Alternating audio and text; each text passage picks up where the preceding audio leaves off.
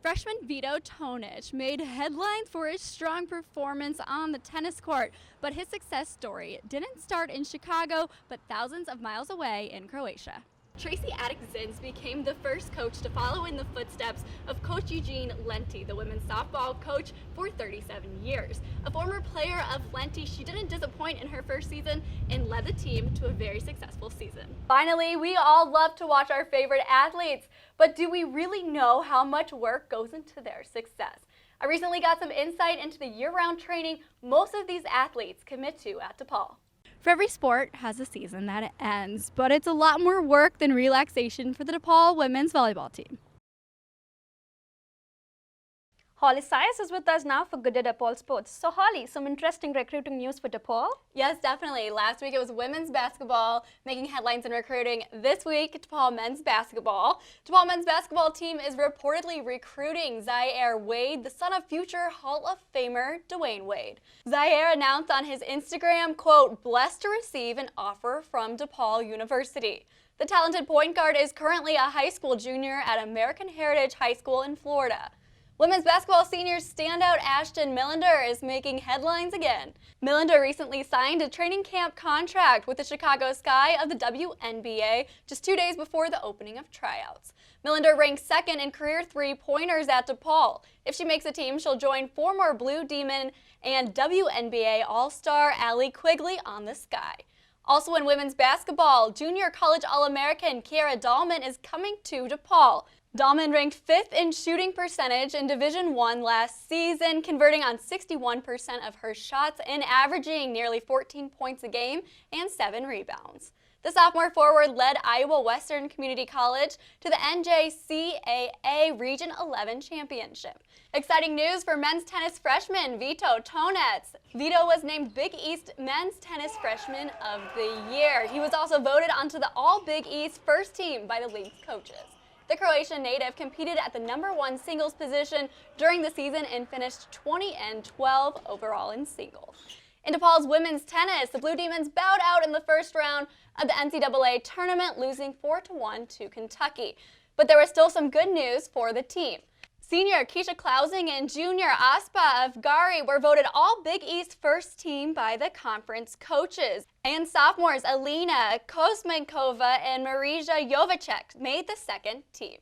Esports, they're popping up across the country, but did you know that DePaul's esports team is one of the best in the Big East? I checked out an amateur night at the Esports Gaming Center and found out what it takes to be one of the best gamers at DePaul. 1 year since its grand opening, the DePaul Esports Gaming Center hosted Amateur Night, a chance for gaming enthusiasts to learn from the pros. Members of DePaul's esports competitive gaming teams were on hand giving tips and sharing tricks to potential new members.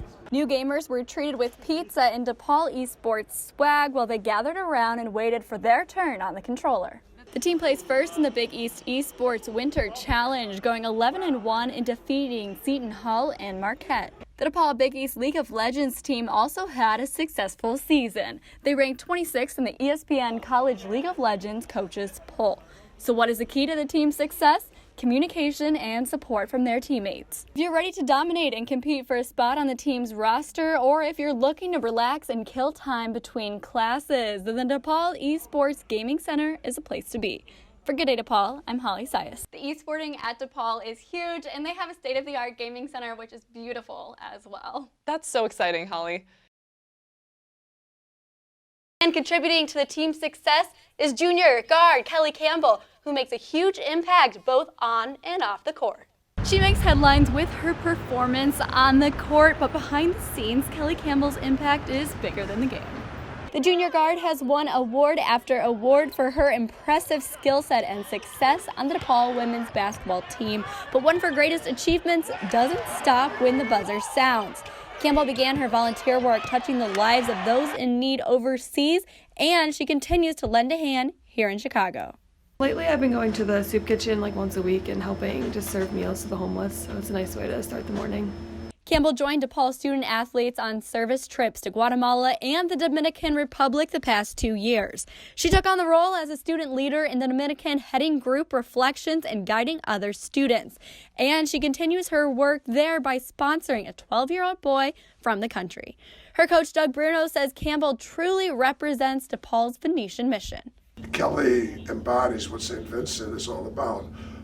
Kelly's service was most impressive to me about Kelly Campbell's willingness to be a service leader is she never wants anybody to know what she's doing behind the scenes. As a team, DePaul women's basketball makes an impact within the Chicago community, especially with the Special Olympics. Campbell is a big part of that. I just feel like I've been really blessed with and I'm super grateful for everything I have, so it just makes me want to give back more because I've been given so much.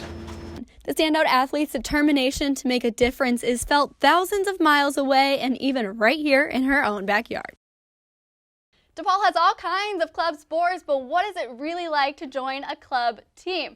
I found out how the women's club rugby team is more than just an extracurricular activity. Women from all different backgrounds came to DePaul looking to get involved and found more than just a sport, but a family within the DePaul Women's Club rugby team. Each passed by the team's table at the involvement fair at the start of the school year and were attracted by its outgoing and welcoming members. Walking around, I was looking for a sport, and the girls at the table they were all so high energy, and they just started yelling as I was walking by, so I kind of slowed down, and one of them just pointed at me and was just like, "You, come here," and I was like, okay. So I walked over and they're like, "We're having a meeting, come by," and I went to the meeting and everyone was so nice and so cool, and they had a little get together that night, and from then on I was like, I'm joining this team, this is really cool. From the first get together, it was all arms around each other, we're dancing, singing, it's so much fun. Jamie and many women on the team joined the club with no previous rugby experience, and none is needed. The team practices 3 times a week. All women are encouraged and welcome to come out and join the family. So empowering. It's so uplifting. You just go and everyone's there to support you and be the best they can be. It's not a negative experience. The team plays other Chicago area schools, and the season is from September to November, with tournaments taking place in the spring. To learn more about DePaul Women's Club rugby team, check out their Facebook page or website. For Good Day DePaul, I'm Holly Sias. You can tell those girls have so much energy out there. They're just having so much fun. They're one huge family. Well, if one thing's for sure, girls just want to have fun. DePaul faced the University of South Florida in the championship round in a best-of-3 series. DePaul got off to a great start in postseason tournament play, racking up a series of wins at the College Basketball Invitational. After defeating Central Michigan, Longwood, and Coastal Carolina, the Blue Demons moved on to face USF, the University of South Florida Bulls, in the championship round. DePaul dropped their first game on the road against the Bulls in the best-of-3 series. The series then moved back to Chicago with tip-off in front of a packed McGrath-Phillips Arena. This would either be the end of the season or a chance to move on to the third and deciding championship game. The Bulls' Alexis Yetna started out hot, putting up the first 4 points of the game. DePaul's Paul Reed and Max Struess connected on baskets in the paint and behind the arc in the first 5 minutes, keeping the Blue Demons alive. DePaul got its first tie and then lead of the game on back-to-back jumpers by Struess and Eli Kane.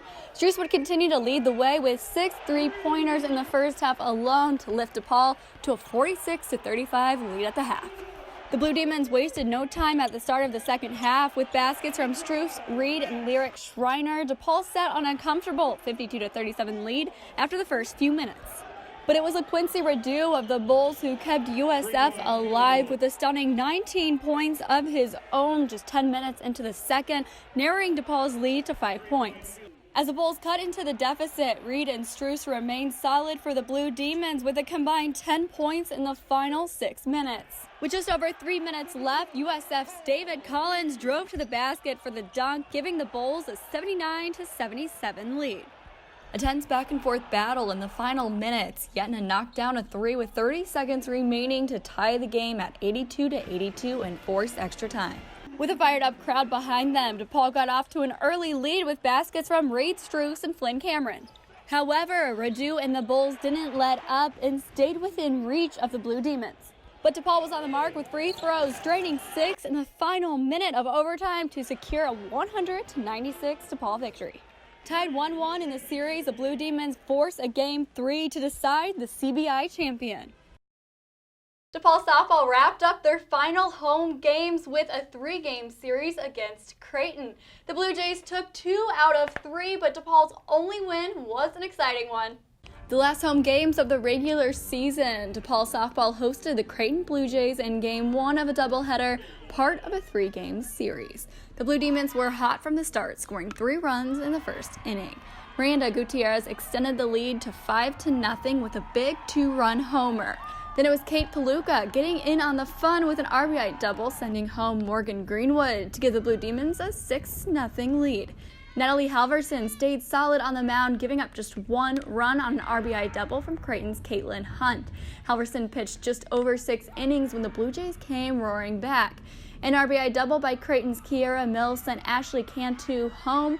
Then a home run from Kaylee Wilson brought in 3 more, cutting DePaul's lead to just 1.